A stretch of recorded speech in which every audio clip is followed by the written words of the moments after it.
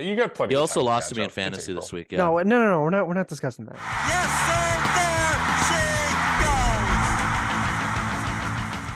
Hello and welcome to episode 260 of Section 138. I'm your host, Mark Colley, as always, joined by Bryson and Jacob. What a way to end this series in Los Angeles. A wild 12-11, 10-inning win for the Blue Jays over the Los Angeles Angels. A wild game to finish it all. It had everything. A 6-run comeback from the Blue Jays. They take a 10-6 lead. They blow the lead. They take it into extras. They go up 12-10. We get the final matchup between Shohei Ohtani and Tim Meza. It had everything, but we got 3 games to talk about today. Before we get to any of that, Bryson, Jacob, how are you guys? Doing great, Mark. What an insane game today. That probably took years off of everybody's life, I think, if anyone's a Jays fan. The only conclusion I came out of it, obviously the win and everything, coming home 6-4. You see, I guess, how the game started to shift, of course, in the third game in the 6th inning. The one takeaway I had from it, and will probably continue to have from it for the rest of the season, is that Matt Chapman is getting paid. And he was the highlight today, of course, the kickstarter of the comeback, and it was a great way to end the road trip. Yeah, you weren't kidding. I mean, this game had more than I think any of us wanted to see, although I'm glad with the result. Thank God they won that game. Good way to end the road trip and to start the season. Obviously, that extremely long 10-game road trip ends 6-4. You're over 500. Definitely not a perfect team right now. They have the capabilities to be that, but I think going into the home opener on Tuesday, you have that off day. All smiles, I think, are going to be on that plane ride home, and then let's see what that packed house can hopefully re-energize them with. It's hard to not be all smiles after you end with a game like that. Yes, there are things we're going to nitpick, but just the result in and of itself, and the fact that I think it's probably an early contender for game of the season for the Blue Jays, certainly at least game of the month. I think we could probably put that in the books right now because the Blue Jays obviously had a very exciting matchup. Okay, we're going to start from the beginning of this game, and then we're going to get into other stuff. But Yusei Kikuchi, let's start there because he had a phenomenal start his last time out, and our expectations were high for him this time out, but it obviously didn't go according to plan. He gave up 6 runs, 9 hits, and just over 4 innings of work. That included 3 home runs that he gave up to the Angels. I'm curious what you guys made of his start. I know it kind of went off the rails when there was that pop fly into the outfield that got lost in the sun by Dalton Varsho. And I don't know if we want to blame that for anything, for kind of derailing things, because we know how finicky Yusei Kikuchi can be. I'm not too worried about this start in isolation. I think the fact that we saw him do really well in spring training and the fact that we saw him have a good start to start the season makes me a little bit more confident that he can get back to that. Although obviously now we've got kind of a 50-50 split of having him pitch well and pitch poorly. So we'll see what happens. But I'm not hitting the panic button yet. Jose Berrios might be a different story, and we're going to talk about that later in this episode. But Yusei Kikuchi, I'm not panicked yet.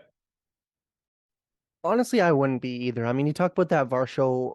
I thought it was an error, but it wasn't charged to him as an error. And I mean, looking back on it, yeah, the sun was getting into his eye and it ended up getting into somebody else's eye, but that's a bit of a different story at the end of the game. But I'm not overly worried about it. I mean, he was over 4 2 1/3 charged with 6 earned runs.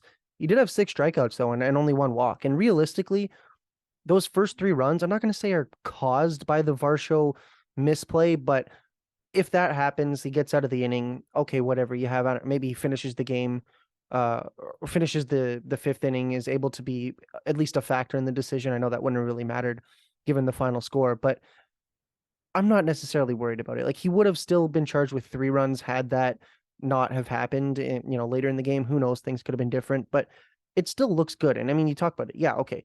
9 hits, with the 6 strikeouts and a walk, not the greatest, but I think that considering what he was last season, it's not that big of a deal. Like, and he was good in his last start. I mean, so I'm not totally upset about it. Like, yeah, he's got some work to do. He's got some work, I think, against either the Tigers or whoever his next start is scheduled to be against. But it's definitely a building block, and we're going to get into somebody like Jose Berrios, who's pretty much on the ground trying to build his way up. Yusei Kikuchi, I wouldn't look at it that way. Like, if he's on a ladder, he's definitely like in the middle of that ladder trying to get to the top, if that makes sense. So I think overall it was a good start. It was a wild game. I mean, like the pitching was definitely wild for both sides, and I saw there was one Instagram account I saw posting a video of when the Angels tied it late in the game, and somebody said like S tier lineups versus D tier pitching. Like the pitching was just not good today, unfortunately. But from Yusei Kikuchi's standpoint, like yeah, okay, 6 earned runs not going to look great. ERA is now up to 6.75, but can we really look at that right now? Not really, in my opinion. It's 2 starts in, so whatever. I think this is one where we'll give him the benefit of the doubt. And I know we didn't really do that last year. Like if he had a bad start, it was, oh geez, like this guy's terrible. DFA him, send him to the bullpen, the minors, Phantom Elston. But he's looked good all spring. And other than, a little bit, I know he was actually charged with 3 home runs, or gave up 3 home runs, but it's a building block for him. And he'll go home, have a start at home in front of those home fans. I think he's still in a good spot, and we'll see where he's able to go, because he's looked good realistically, other than these couple innings against the Angels. So I think it's something that if you're Blue Jay fans that are worried, thinking, maybe this is the true Yusei Kikuchi, I don't think that this is anything to get worried about. I really do think that he is going to be a lot better in his next start, and hopefully he's able to factor into the decision, because he didn't even do that. Like, I mean, even if he pitches 5 innings, whatever, would have been a no decision anyways. But I think that in terms of your 5th starter, if you can get him to pitch just a couple more innings, or at least a couple more outs, be able to factor into the decision, and just realistically don't give up home runs to some of the best players in baseball, then it to me, it's not anything to necessarily be worried about. Yeah, definitely not. For me, I'm in both of your boats, as in I'm not concerned. I just definitely, the way it went though today definitely sucked. If you're Yusei Kikuchi, it's one of those games overall that you kind of touch on a bit, Jacob, where when you look at it from start to finish, and then of course in extra innings, it's just one of those games after today you don't want to talk about for the rest of the year. It's just one of those ugly games where they came out on top, thank goodness, but there was just a lot of good things that happened throughout the game, and there was a lot of bad things. And of course, the pitching was definitely the thing lacking today. But yeah, with Yusei Kikuchi, I thought really, I just felt like that entire course of his outing changed in the first inning. I mean, you mentioned it with Dalton Varsho losing the ball in the sun. He comes away with it was not an error, although a lot of people, made that argument or made the debate that it's just unfair to a guy like Yusei Kikuchi who's getting earned runs on those plays. And of course, at the end of the first inning, we knew what happened with the home run. And then those are 3 earned runs right out of the gate that he never should have had, because of course he should have been out of the inning. So those are 3 earned runs right then and there. And then probably maybe I would say there's a good case that it affected the rest of his outing in terms of his mindset, in terms of, I guess, his confidence and everything. It seemed like he really got thrown off after that one in particular play, because of course that next at bat was a home run. And then there was 3 more home runs before his exit in the 5th. So I'm going to give him the benefit of the doubt on that. I think there was definitely a lot of bad luck that was incorporated with his start today. And that's why I'm fine, I guess, being, not panicking about it, entering his second start or his next start now, which will be throughout this homestand, which is going to be good for him to get that start out there. So not concerned about it. I thought his stuff looked good for most of it. Of course, there was a lot of stuff that was different in terms of his outing in Kansas City, where he was throwing a lot more pitches throughout the at-bats. And then, of course, that was an issue that he had last year a lot, where he was just throwing a lot of pitches per at-bat, which was affecting his pitch count. And then, therefore, he'd be leaving starts really early. So that's one thing that happened today that did not happen in Kansas City in terms of that. But, of course, also when you look at today, he struck out more guys today. So there's a lot of, his start today was a lot different in terms of what happened in Kansas City, not just based off the box score, but based off of how the at-bats went, how the location was going, and then, of course, once again, the pitches per at-bat. So that's the one thing I was looking at today. So he's got some good stuff that he's taken from his starts in Kansas City. I'm sure there's good starts that he took or good things he took from his start today in Anaheim in terms of the strikeouts. Now he's got to really put it all together, and I'm still excited to see how he does that his next time around. Of course, less at bat or less pitches per at bat, and of course striking out more people. The walks weren't too much of an issue today, and that was of course a common issue last year. So definitely some good parts from today, and of course some parts from Kansas City that did not translate into today. But we have to also remember, of course, the 5th starter expectations and everything along the lines like that. So not overly concerned with Yusei Kikuchi. Willing to give him the benefit of the doubt, and can't wait to see how he responds this next time up at Rogers Center, this next homestand. Yeah, I think benefit of the doubt is the way to put it, because I don't know. I'm certainly not confident in what you say Kikuchi is doing. Like, I'm not going to bet on him going out next time and throwing 5 innings of 1-run ball. Like, there's still a lot of variables at play and still a lot of uncertainty. But I think he built up a little bit of goodwill in his first outing, right? He demonstrated that he could do that in the majors, and I don't know. Part of me worries that we saw him put up those numbers against the Royals, who are not a good team by any means, and now you go up against the Angels lineup, which, it has its flaws. I'm sure you all saw the stat about I think there's the top three hitters in the Angels lineup I think it was the best average in baseball. And then the bottom, or maybe it was top four, and then 5 through 9 I think it was second worst in Major League Baseball. So it's not a very balanced lineup, not a very even lineup, but it's a much better lineup than the Kansas City Royals. And so part of me wonders if that's the reasons behind his struggles. It's a little bit of better competition, which does make me nervous for his next start, which is against Tampa Bay on the homestand. And we all know the start that Tampa Bay is off to with, they haven't even lost a game yet. They're 9-0, and the run differential, I think, it's the highest in the team's first 9 games since 1884 or something, which is back when the pitching mound was 50 feet away from home plate. And that was the first year pitchers threw overhand, and I don't know, a whole bunch of crazy stats that the Rays are putting up right now. So that makes me a little bit nervous. But again, I think Kikuchi has built up some goodwill from his first outing that we can still sit here and be generous to him and not rip him to shreds, which we may do to another pitcher later in this episode. Before we do that, let's talk a little bit about Matt Chapman, because he had a great game today, great series in total, and bottom line, just a great start to the season. I'm a little bit worried that I didn't pick him for anything in our preseason prediction episode, and he's looking like he is going to get paid. Like Bryson said, he had the grand slam in today's game that helped the Blue Jays claw back from that 6-run deficit. His final line today was 3 for 5. He had the home run. He had 6 total bases, and that is his 1, 2, 3, 4, 5, 6, 7, 8th consecutive game with a hit, and only 2 of those games over that 8-game stretch has been 1 total base, bottom line. So he's at a 5 total base game, 2 4 total base game, 2 6 total base games, which is yesterday and today. So just wild stats from him to start the season. And you got to be really happy with the numbers he's putting up. We had the question of all offseason long, who's going to slide in to that cleanup spot, right? Did the Blue Jays move Bo Bichette there? Is Dalton Varsho the guy? Is Brandon Belt the guy? And Matt Chapman has emerged as that guy early in the season. I think it's his job to lose now. I think he's stuck there, for better or for worse, for at least a month, I'd say. Like, I think that's his spot to lose. I don't know. I'm curious what you guys think about his role, how much leeway now he gets in the cleanup spot if the Blue Jays ever move him from the cleanup spot. Right now, it seems pretty cut and dry that that's where he's hitting in this lineup.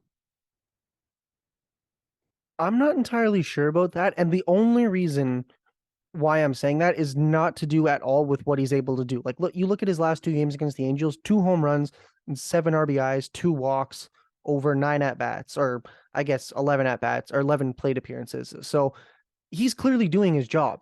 The only thing I think that deters him, and this could just be a me thing, like if you guys disagree with it, that's totally fine, but I do like having Dalton Varsho as a lefty break up the 3 righties in a row, because you have obviously Springer and Bichette who can get on base, Vladdy who has a lot of power, but those are 3 righties. And we talked about it a lot last season. Even with the 3-batter limit for a pitcher, you could just throw out a lefty and then not even have to worry about him until the end of the inning if you're facing the Blue Jays, because they're probably going to throw 4 or 5 lefties at you. I think that Dalton Varsho still stays in the cleanup spot, and he's not even hitting poorly at all either. Like, he's definitely doing his job. Same thing with Matt Chapman. I mean, today, obviously, he did hit 5th, but I wouldn't have necessarily an issue with just keeping him there, because, I mean, yeah, obviously the offense isn't necessarily as there. Only 1 hit in the 3 games against the Angels in this past weekend, but I still am a little bit more confident about having him in the cleanup spot, which another thing we need to remember, I think that hit today was another bunt single, or bunt for a single, if you want to call it. So I do think that lefty breaks it up a little bit better. I'm definitely open to changing it. Like, if you have 4 righties and it's 2 guys that get on base and 2 power hitters in a row and then Dalton Varsho, absolutely something that I'd be willing to consider. But I think that it just makes sense that you have those 3 guys or those 4 guys and then somebody like Matt Chapman. And the other thing is Matt Chapman, like, I'm not saying that all three of them or all four of them are guaranteed to get on, but look at what he did today. Obviously, that first pitch opposite field grand slam, he was part of the reason the Blue Jays ended up coming back and was responsible for like more than half of their runs driven in and then runs scored. So, I mean, maybe also you can look at it as you have guys that get on and guys with power, but then Matt Chapman who can just drive in that many more base runners. It's definitely something to consider, and it's a good problem to have. I mean, I don't even want to call it a problem. Like, where do you fit four of the top hitters in the league right now in your lineup? I think that just 1 through 4, 1 through 5, this lineup, to me, I was worried a little bit about losing Teoscar Hernandez, but Matt Chapman and Dalton Varsho have definitely made up for that. I mean, Matt Chapman staying here for that second season, but I still do like him in that 5th spot just because it's a little bit of a breakup. It's not like, oh, we got the top of the order coming up in the 9th. Boom, throw up a lefty, and then you're done with that. Because Dalton Varsho, he hits those bunt singles against lefties. So it's just, to me, it's more about a matchup thing. Like, you have a lot of matchups in the bullpen where it's like, oh, we throw this guy against this guy and lefties against whoever and blah, blah, blah. I think that if you have the tools and you have a power hitting lefty, keep him in the 4 spot and then just have Matt Chapman up there down there in the 5th spot. Yeah, it's tough to say, obviously, because of the fact that all weekend they were pretty much facing lefty pitching, the Jays. And of course, if you go back to the season or the series finale in Kansas City, which was last Thursday, also there was the George Springer off day. So that's basically the weird lineup they had when Bo Bichette was leading off and everybody kind of moved up once. So the last time the Jays faced a righty, which was Zach Greinke, last Wednesday when they had everybody in their lineup, it was Dalton Varsho who was hitting cleanup. Of course, Matt Chapman was hitting 5th. So for me right now, you can't go wrong with either just because both are playing really well. If I had to say, it's definitely going to be interesting to see if they go back to that, of course, this upcoming week, because again, it's been quite a long time. It's going to be almost a week since they haven't had a righty start against their usual lineup. So I'm curious to see if they keep Chapman in the cleanup spot or if they go back to Varsho and go back to that sort of matchup thing. I guess I'll say what Jacob said for now. I'll stick with the matchup thing just until I see it, because it's something that is kind of been the thing throughout the year so far, where you've been seeing Varsho hit cleanup, and then when there were lefties hitting, then Chapman would go to cleanup. And of course, that changed, or that became a thing very quickly after the St. Louis series, where Chapman pretty much started the year in like the 7th or the 8th hole at one point. So he moved up very quickly, and I'm just curious to see how that's going to happen. But I think for now, it's fine if you keep going back and forth with the matchup thing, like you were talking about, Jacob. But I wouldn't be surprised if they kept Chapman in the cleanup spot full time. For me, once again, you can't go wrong with any of it. I mean, it's another series for Matt Chapman where he was just destroying the baseball. And finally, yesterday, which was the Saturday game, he finally went deep for his first of the year, and it was just kind of a start where he was hitting the ball so well, but in terms of the ballpark factors and then where he was hitting the ball, he was robbed so many times of an actual home run at Kauffman Stadium, of course, which is a well-known pitchers-friendly ballpark. And then even on the Friday game, he was robbed of a home run, hitting the ball to the deepest part of the park in center field to Mike Trout. So finally, he was able to get on the board yesterday. And then, of course, today we knew what happened pretty much when the game seemed like it was just done for the Blue Jays. He was able to pretty much awake the team in the 6th inning. And then, of course, he also had a big hit in the 7th inning, which helped for those insurance runs throughout or towards the 9th inning. So his production has not slowed down whatsoever, no matter where he's been hitting. And of course, early on in the season, the Blue Jays quickly rewarded him for that because of how good he's been hitting. He's seen time in the cleanup spot now, he's seen time in the 5th spot. It's going to be interesting to see if they keep it like that or they keep going back towards the matchup or not. But either way, Matt Chapman has deserved to be at the top of this lineup in terms of where he's been hitting, and of course, sometimes in the middle of the order. And it's definitely a long time coming for him because we all know how motivated entering this season he was. Of course, offensively, trying to add that leg kick into or that toe tap into his swing, and of course, just trying to be more productive offensively than what we saw at the start of last season, where it just felt like he wasn't too comfortable early on. And then, of course, it's something that got to him a little bit. So the fact that he was able to start this season that quickly and that good is definitely something that this team is obviously needed, because there's been some other, I guess, places in this lineup where you haven't really seen that start in terms of people that had higher expectations for. So the fact that he was able to be one of those top hitters on this team right now, he's still doing that after this first 10-game road trip. And now you want him to continue to do that into this next homestand. As long as he brings the bat with him back from California, he's going to be in a really good spot, of course, entering this homestand. So it should be good for him.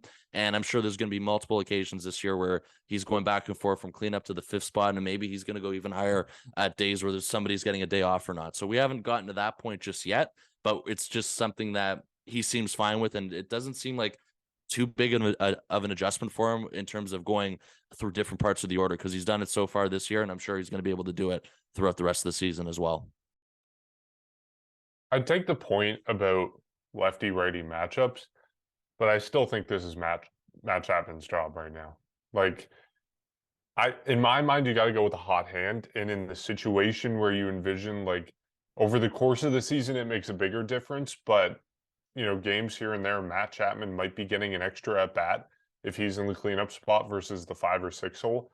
I think you got to give that to him right now. You don't want to end a game with, God forbid, Vladdy striking out and Matt Chapman's on the on-deck circle, or excuse me, other way around. I guess Dalton Varsho is hitting cleanup. He strikes out while Matt Chapman's on the cleanup circle or the on-deck circle after hitting the cover off the ball for the entire game. Like, I don't want to be in that situation. I want Matt Chapman up there with the game on the line right now because he's hitting that well right now. And so in my mind, just like, yes, at some point, lefty-righty matchup will matter when Matt Chapman cools off, because he is going to cool off. This is not sustainable over the course of a season. But right now, while he's this hot, I want him getting those extra at-bats, and not just extra at-bats, but getting at-bats after the top 3 guys in the lineup, right? Like, Dalton Varsho is hot right now, so I guess it doesn't matter as much right now. But in the long run, Vladdy, Bo, Springer are going to be getting on base more than Dalton Varsho is. And so I want Matt Chapman coming up with the possibility, with the chance of driving in runs instead of Dalton Varsho, because I think Matt Chapman is a better hitter right now. Who knows in the long run what happens, but I think right now, that's Matt Chapman's job.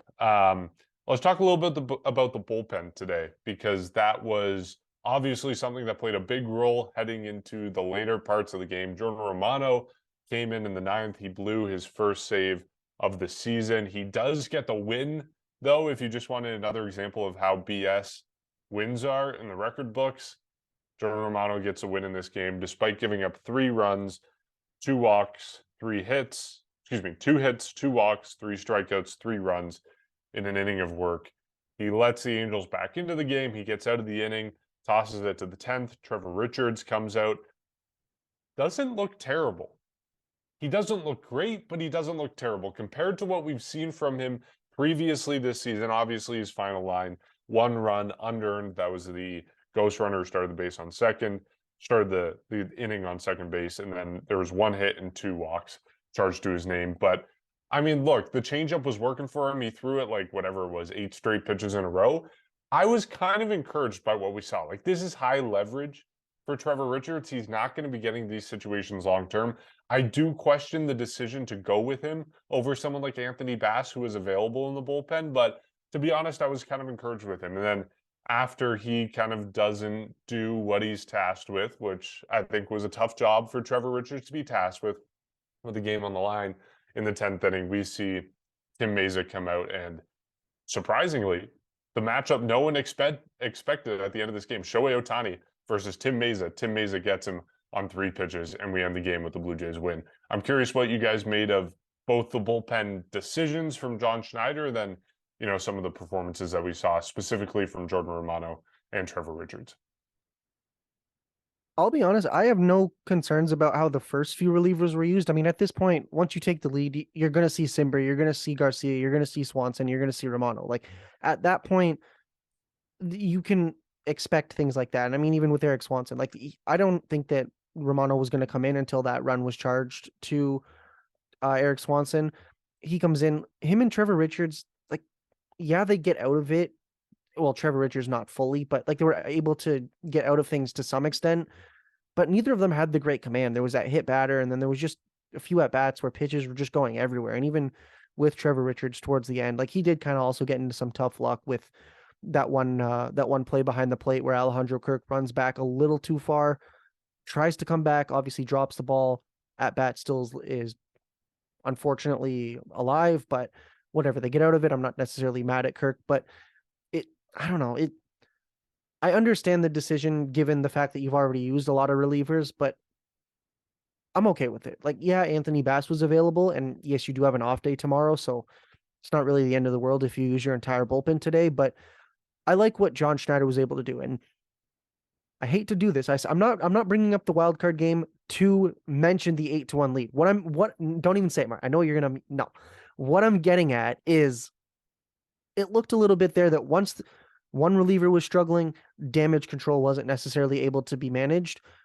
I think it was done well by John Schneider right here. Like, you saw that Trevor Richards kind of struggling.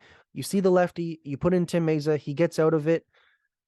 I'm okay with it to some extent. Like, you played the bullpen the way you expected it to. Didn't really work when Romano struggled a bit. You come Well, back. the main concern I have is going to Trevor Richards instead of Anthony Bass. Because to me, Anthony Bass is like a higher leverage guy. I mean, I see your point.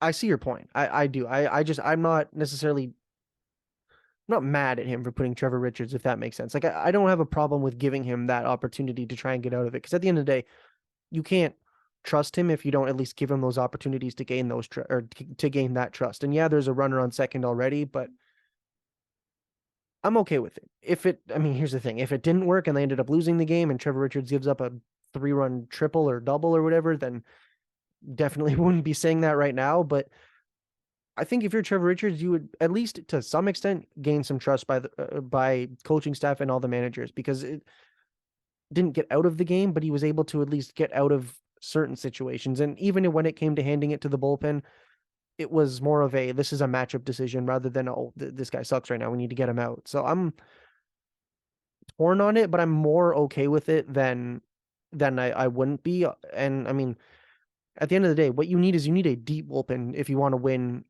95, 90, whatever games, and you want to win in the playoffs. And I think if you have all of your high leverage guys coming in and then some guys that aren't necessarily high leverage and you're still able to get away with a win, it's not the end of the world.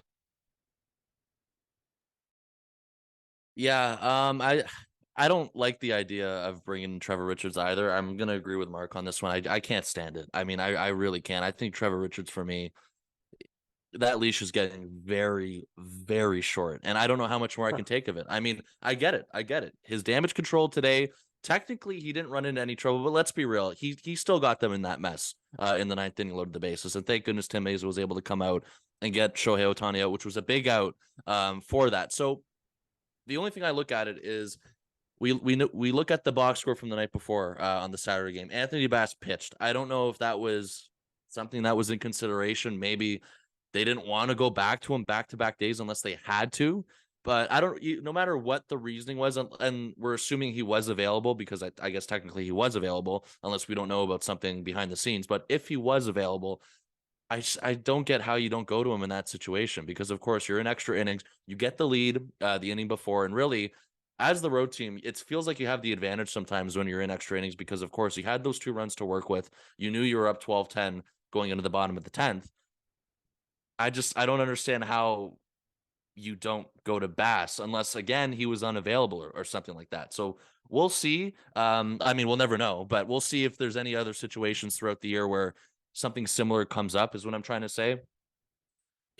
I don't know. I'm not gonna lie to you, a part of me wanted to turn off the game when Trevor Richards came out, just because of how unconfident I was in the way he was going to pitch. So I see that, and then I also go on Twitter and I see a friend of Jacob and I down in AAA today who pitches a scoreless inning and strikes at the side, or an inning in the third, I should say.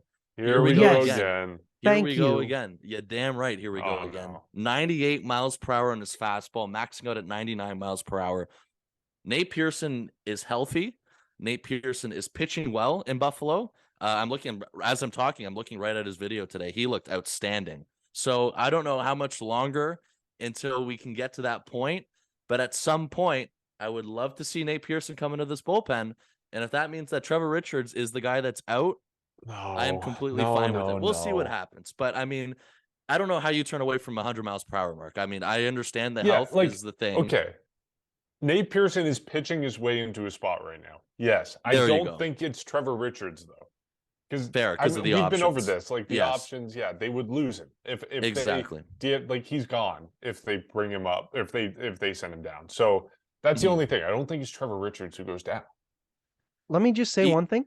Go I ahead. can see Jacob salivating right now. Oh, He's I getting know excited. his eyes lit up when I brought this up. I'm surprised he didn't bring it up, but yeah, go ahead, Jacob. Nate Pearson will be a Toronto Blue Jay by April 30th. Wow, I don't know if okay. Well, I don't know how long mean, you keep him down there. okay. All I'm saying is, even if it's not Richards or whatever, just the fact that he could be an option in that situation.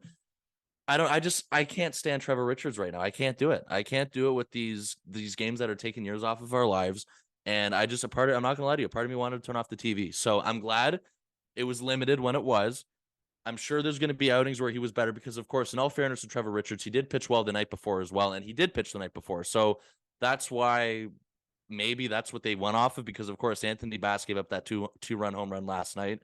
So maybe they felt like they trusted Richards more than Bass, which is definitely interesting. If that was the case, I don't exactly. It's hard for us to say because we don't know what the exact availability was. But in a game like that, in the 10th inning, to say it or sum it up very short, there's got to be other options than Trevor Richards, unless you have to. Unless he's the only guy left, then you have to. That's just my 2 cents. I couldn't stand it, but I'm glad they got away with it and got the W. And hopefully Nate Pearson is up at some point. I don't know if it's going to be April 30th, Jacob, but I do think it'll be at some point in May.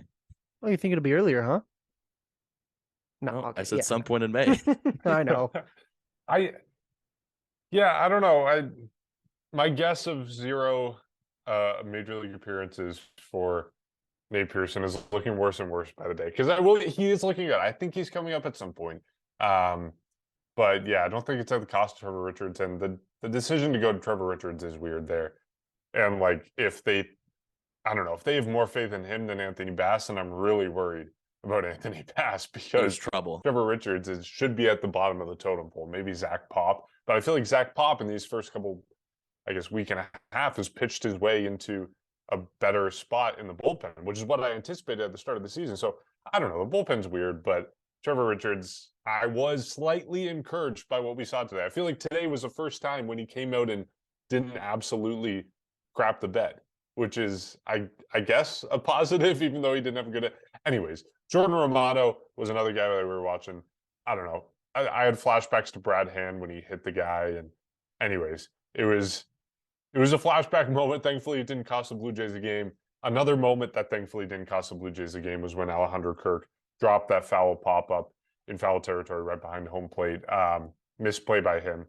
That can't be happening. I really would have loved to hear what John Schneider said to Alejandro Kirk in that pitching change when they were going to Tim Meza, because I don't know if he was encouraging him, going, hey, forget about it.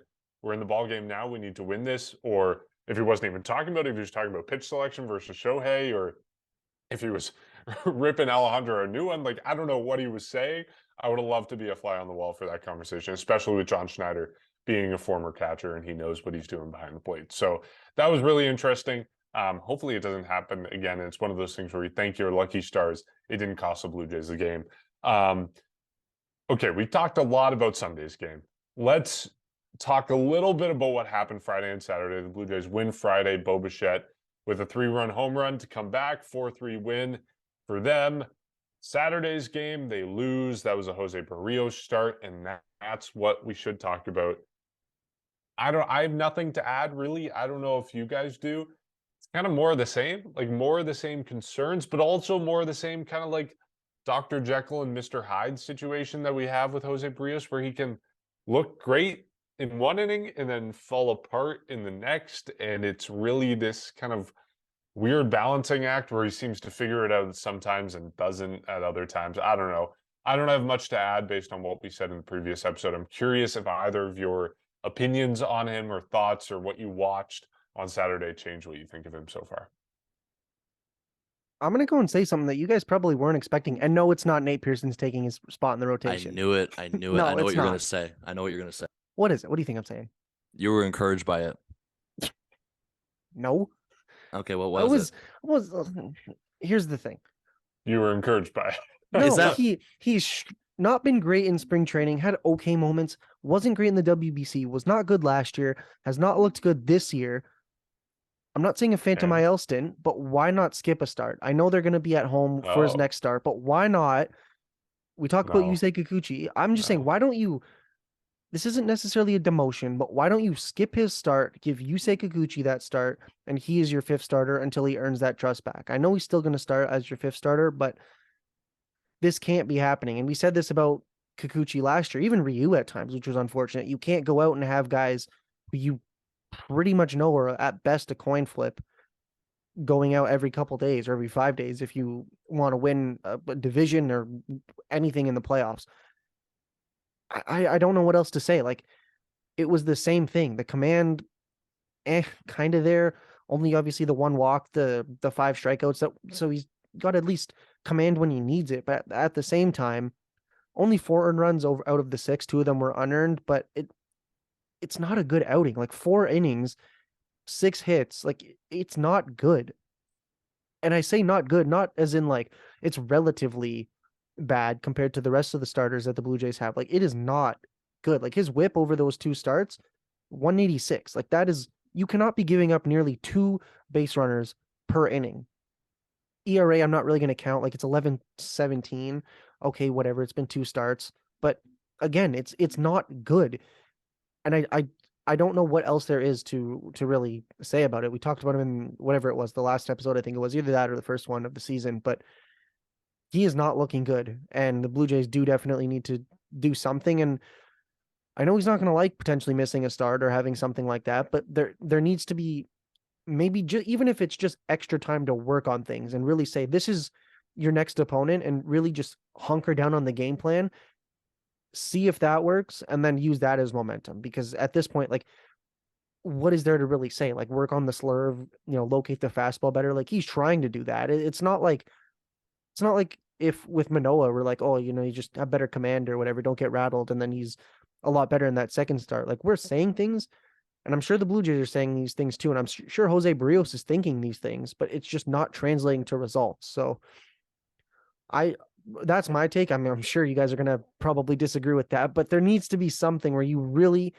focus and try to you do whatever you can to have some type of momentum building start as his next start, whether it's a skip start and then he pitches in a week or whatever, or if it's his next start against the Tigers. Well, first of all, his next start would be against the Rays, regardless. I meant to say the Rays. No, I didn't. Okay, But yeah. well, it gets worse. I have another question for you, because you usually don't see this unless there's an off day. So technically, they could possibly do it because tomorrow on Monday is an off day.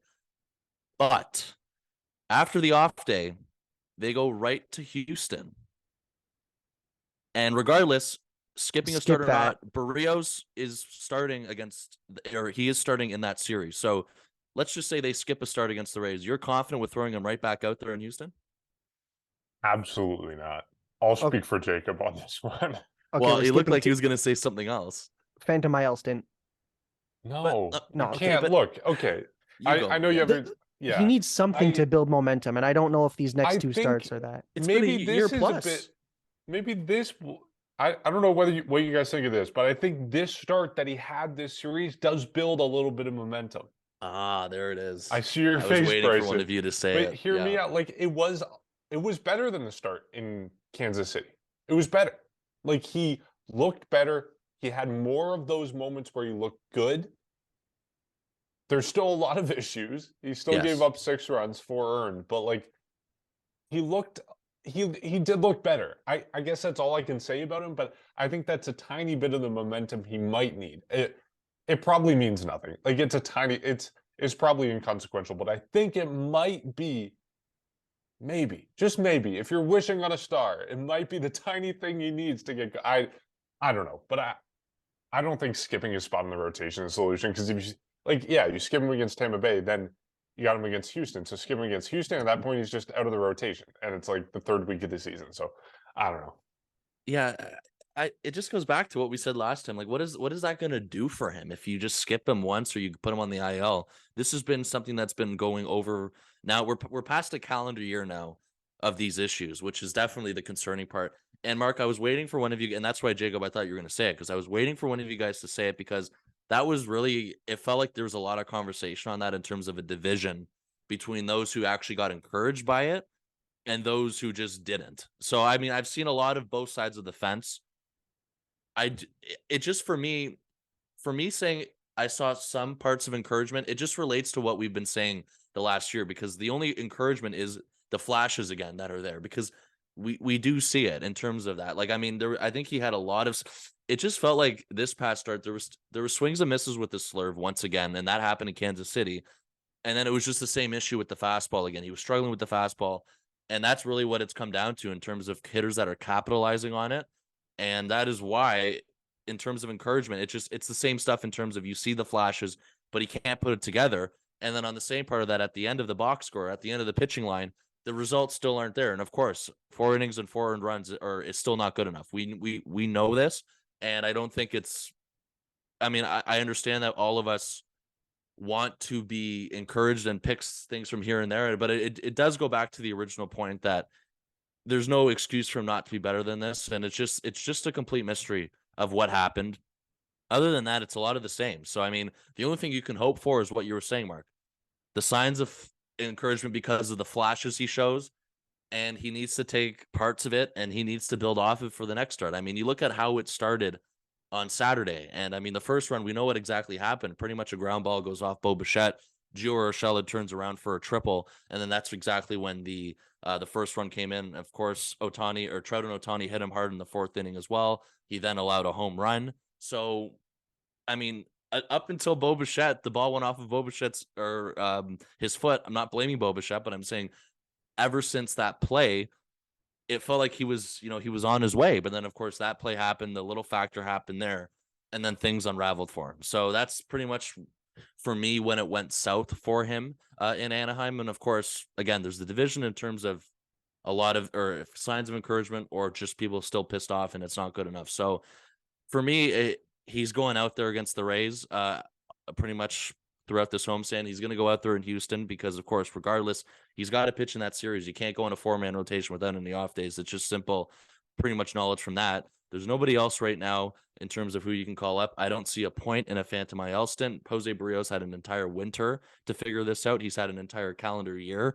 to figure this out. So all of this that you're suggesting, I just don't see how it helps him, no matter what you've already tried. So it's just something where you got to keep hoping he goes out there and he figures it out on his own. I don't know if it's going to happen at this point because it's been over a year, but it's pretty much the only thing that I think we can pretty much hope for at this point. So we'll see what happens. But of course, the next 2 starts he has, I mean, he's going against a team as of now. Of course, maybe that changes by then, a team who's undefeated. And then we know how good the Houston Astros are, which is definitely concerning even more for me. So we'll see what happens with that. But Jose Berrios, a lot of the same flashes here and there, but not enough. There's not enough results from it, and therefore he's still not getting the bar or the job done for this team, unfortunately. And it's sad to say that. I'll throw another thing at you to make you encouraged.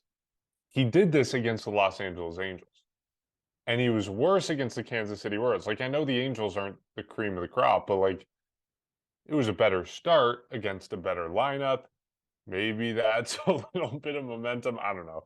We're going insane here trying to figure out what's going on with him. But we'll see. I mean, Tampa Bay is going to be a big challenge. Like we talked about it with Kikuchi. They're going to be really, really tough team for everyone, right? Like it's going to be the first, I think, big challenge that the Blue Jays face this season. Like you have the opening series against St. Louis, but I feel like there's not really much riding on it. You're still getting your feet wet, still figuring things out. And then you got a soft place to land with Kansas City. You're ramping up a little bit with the Angels and then another soft place to land with Detroit. And then you got the juggernaut that the Rays are right now. And no one seems like they can stop them. I know they had a couple very easy early series against a couple very easy teams. But point being, it's going to be a tough series for the Blue Jays. And I think it's going to be a big test for Berrios and Kikuchi and all these guys. So we'll see what happens. Just to get to a couple of thoughts from our listeners on this series.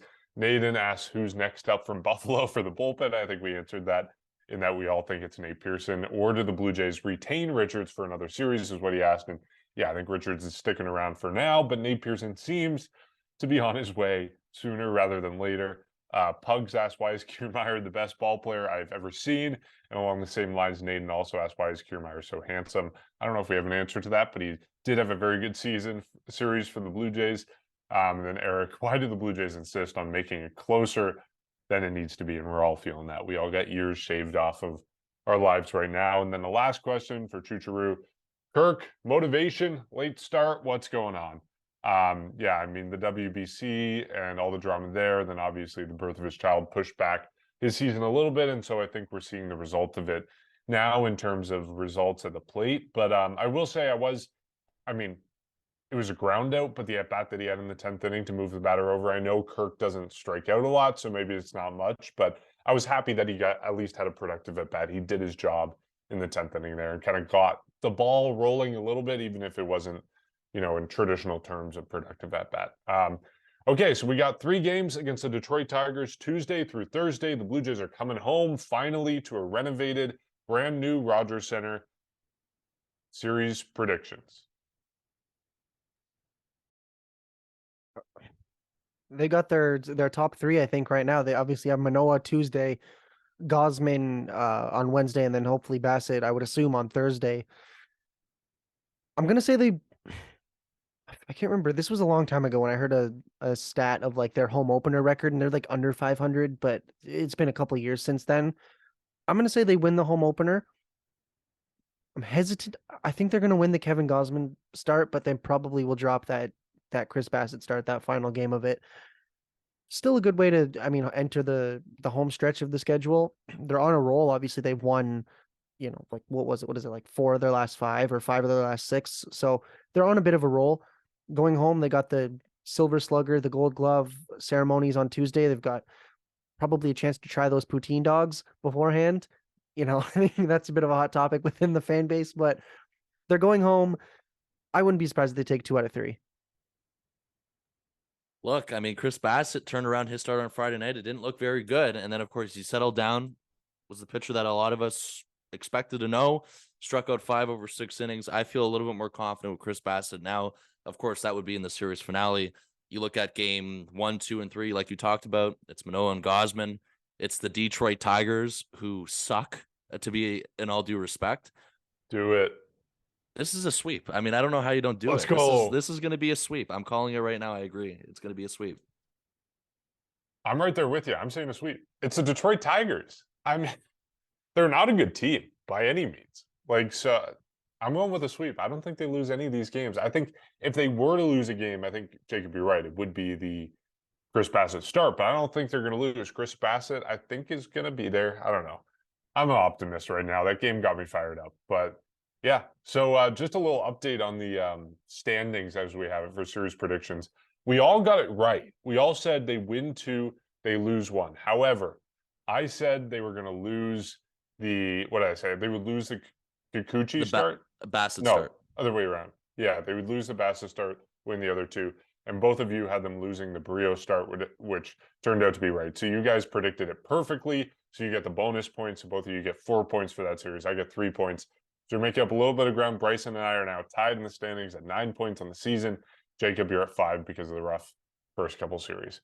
So we'll see what happens. Yeah, you got plenty. He of also time lost to me in up. fantasy this week. Yeah. No, we're not discussing that. You got lucky. I need Verlander back. Okay. And on that note, we'll see you next time. As always, you can support our podcast. Link in our bio on social media, the link below this episode. You can check out our social media, our YouTube, our Buy Us a Coffee page, join us in Discord. Everything is that link, which is below this episode. We're all going to be at the home opener. If you're at the home opener, swing by. We can't wait for that game. Can't wait to see the new changes to the Rogers Center. We'll catch you then.